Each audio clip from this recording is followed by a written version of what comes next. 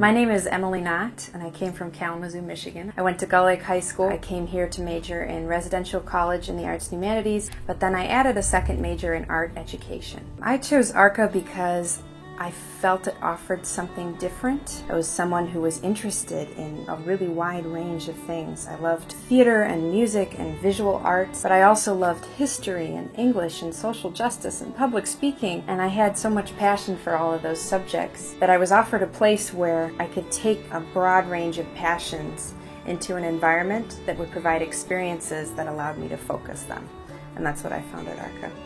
I'm the Teen Open Studio Coordinator at REACH, and what that means is I bring in guest artists, oversee projects, and teach between guest artists as well. Being a program coordinator at a nonprofit, that was all started because of something that an RCH professor noticed and directed me here. You get really close with professors and almost start to see them as colleagues by the end of your experience, and they listen to your interests and they hear your story and they help you find ways to engage with them.